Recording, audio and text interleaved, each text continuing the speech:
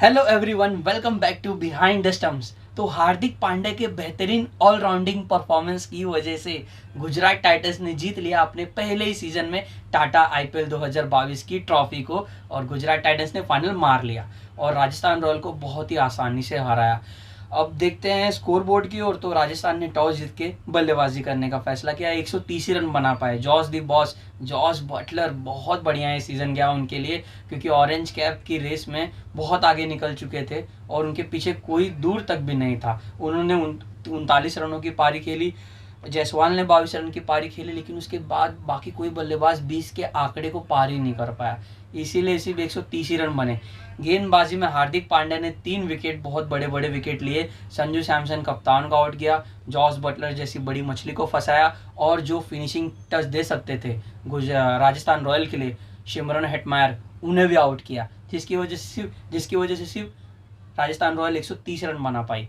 बल्लेबाजी करते समय शुभमन गिल ने बढ़िया पारी खेली, अंत तक डटे रहे, 45 रन उन्होंने बनाए। हार्दिक पांड्या के 34 रन, जो कि उन्होंने बेहतरीन बहुत बढ़िया ऑलराउंडर की भूमिका निभाई फाइनल में। और उसके बाद देखिए डेविड मिलर ने आके फिनिश किया। जो गुजरात टाइटंस जानी जाती है जिस चीज़ के लिए कि चेज कीजिए, मैच को फिनिश कीजिए, और डेविड मिलर ने वही काम फिर से करके दिखाया और बहुत बढ़िया 32 रनों की पारी नाबाद खेली और गुजरात ने लगभग 2 ओवर रख के इस मुकाबले को जीत लिया। लेकिन राजस्थान के गेंदबाजों ने भी बेहतरीन एफर्ट दिखाया।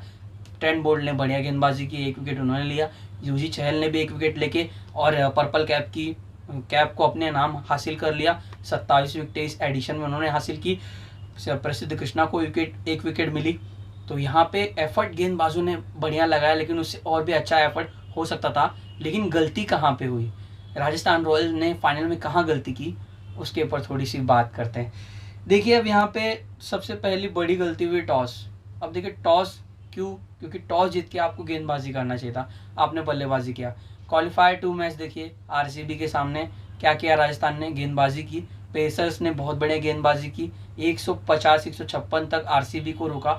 चेजिंग के समय आरआर के बैटर्स को पता था कैसे खेलना है, रिक्वायर रन रेट क्या है, प्रति ओवर बस आपको 7-8 रन के करीब चलना है। और फिर आसानी से बटलर ने बहुत बढ़िया पारी खेली, राजस्थान ने आरसीबी को बहुत आसानी से हराया।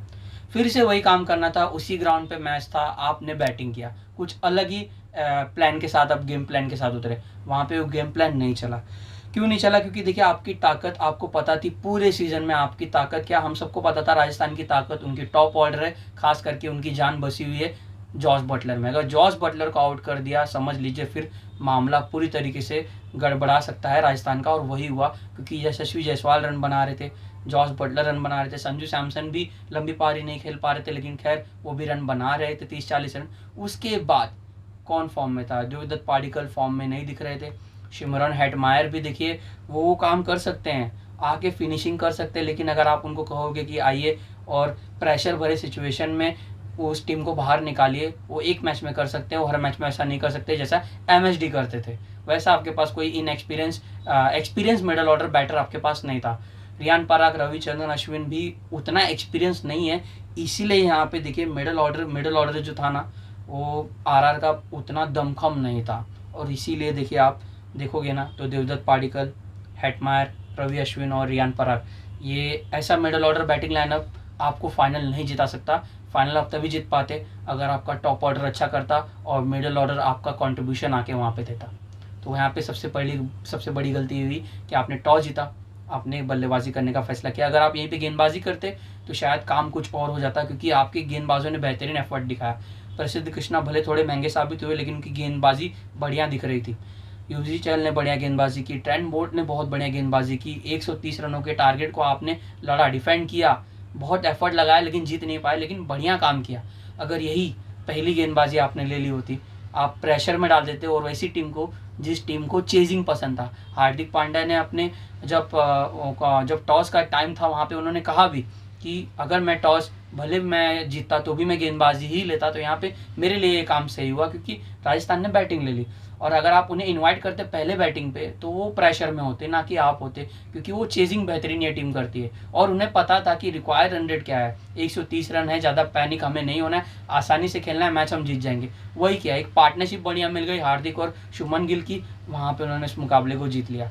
अगर यहीं पे अगर आप पहले टॉस जीत के गेंदबाजी करते आप अच्छी कसी हुई गेंदबाजी करते, टॉप ऑर्डर को उड़ा देते, बीच में हार्दिक पांड्या को फंसा देते, तो शायद ऐसे ही लगभग लक्ष्य आपको मिलता, 130 के बजाय 140 के 150 मिलता और आप शायद इस मुकाबले को जीत जाते।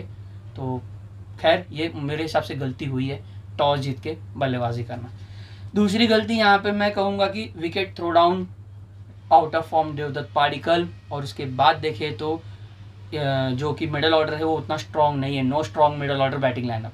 सबसे पहले देखते थ्रो डाउन विकेट्स की बात करते हैं। अब देखिए जायसवाल ने क्या किया, अब पावर प्ले बढ़िया जा रहा है, 4 ओवरों में 30 रन बन चुके हैं, वहाँ पे शामी के 2 ओवर डाल चुके हैं, तो आपने तो 4 ओवर में 30 रन बना लिए, या आपने बेहतर काम किया, 2 ओवर और बचे हुए हैं। यश दयाल के ओवर में एक छक्का आ चुका था, लेकिन फिर भी रिस्क उठाया यशस्वी जायसवाल ने।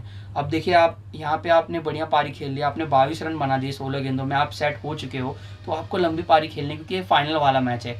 यहाँ पे ऐसा कुछ नहीं होगा कि आपने को अच्छी शुरुआत मिल गई है, सपोज आप मिडिल ओवर्स में जाके आप बैकफुट पे भी जा सकते हो, वही हुआ।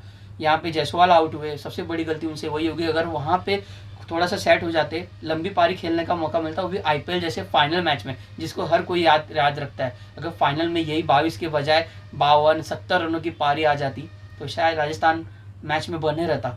लेकिन वहाँ पे सबसे बड़ी गलती यही हुई, जायसवाल ने अपना विकेट थ्रो डाउन कर दिया।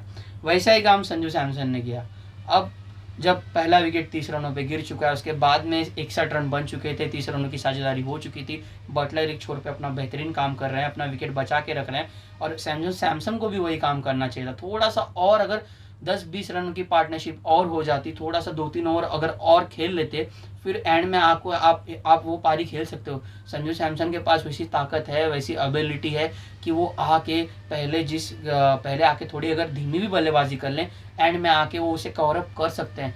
संजू सैमसन से भी वही भूल हो गई, हार्दिक पांड्या की बाउंसर को उन्होंने 6 मारने का इंटेंट दिखाया, वहाँ पे आउट हो गए, तो थोड़ा वहाँ पे उन्हें धैर्य रखना चाहिए था। अब यहाँ पे देखिए संजू सैमसन से हर मैच में वही देखने को मिला, पूरे एडिशन में आ रहे हैं, हिटिंग कर रहे हैं, लंबे लंबे छक्के भी मार रहे हैं, दर्शकों को प्रभावित कर रहे हैं, सबको प्रभावित कर रहे हैं, लेकिन लंबी पारी नहीं आ पा रही। जब तक लंबी पारी नहीं आएगी, आप कैसे आप टीम में आओगे, भारतीय टीम में।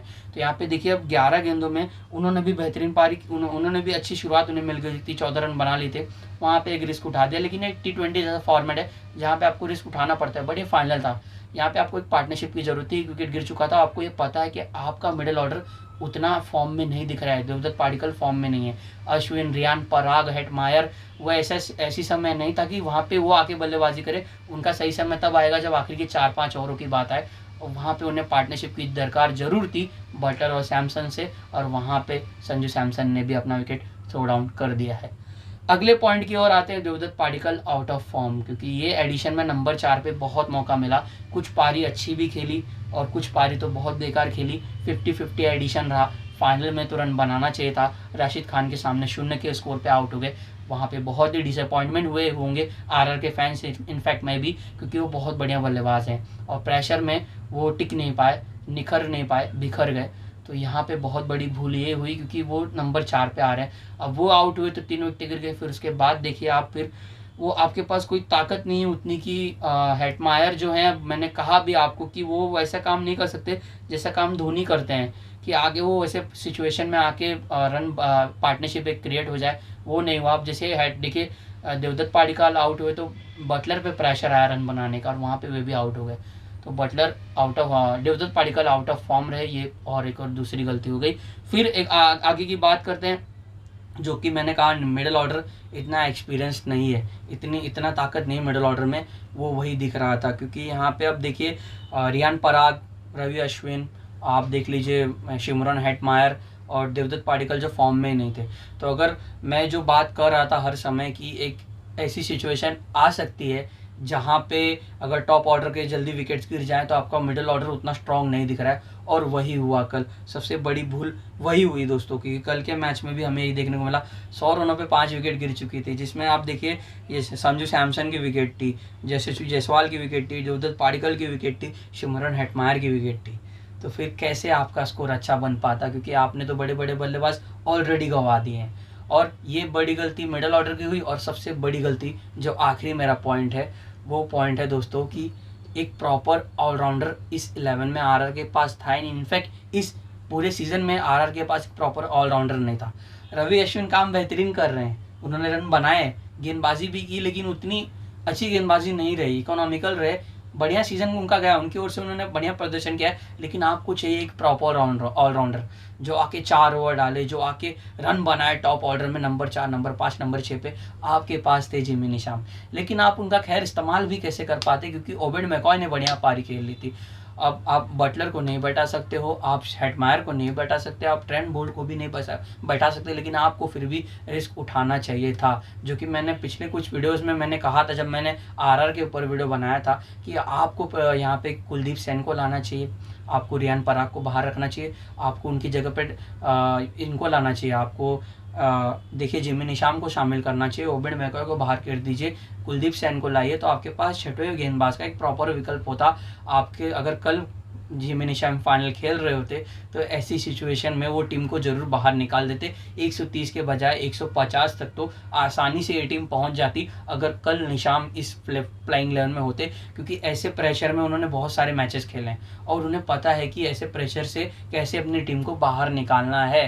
तो यहाँ पे सबसे बड़ी गलती यही हुई कि यहाँ पे आरआर के पास एक प्रॉपर ऑलराउंडर नहीं था इस 11 में, और अगर अगला एडिशन में ये टीम खेलेगी तो इस फॉर्मूले के साथ आप नहीं जीत पाओगे। मतलब आपके पास सिर्फ 5 ही गेंदबाज थे। अब रवि अश्विन का कल दिन बहुत खराब था, अगर कल निशाम होते, छठवा गेंदबाज होता निशाम जैसा, तो वो आके 1-2 ओवर आपको उनका आपके पास एक विकल्प होता। रियान पराग से तो आप ओवर करा नहीं सकते थे कल, क्योंकि वो आपके विकेट टेकिंग बॉलर नहीं है, लेकिन जिमी निशाम वो काम कर सकते थे। तो यहाँ पे गलती हुई, ऑलराउंडर आपके पास प्रॉपर नहीं था। यहाँ पे गलती हुई, देवदत्त पाडिक्कल इन फॉर्म नहीं थे, आउट ऑफ फॉर्म थे।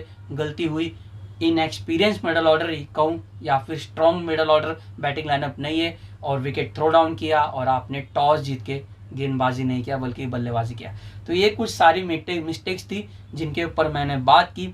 अब ये गलती आपने कर दी फाइनल जैसे मैचेस में, तो आप तो मैच हारोगी। और मैं कह रहा था कि ऐसा एक सिचुएशन आएगा जहाँ पे आरआर का टॉप ऑर्डर बिखर सकता है। बात आएगी मिडल ऑर्डर उनके फिनिशर पे, आपके पास ना बेहतर फिनिशर है ना आपके पास बेहतर आपका मिडिल ऑर्डर बैटिंग लाइनअप है, तो आप फाइनल कैसे जीतोगे।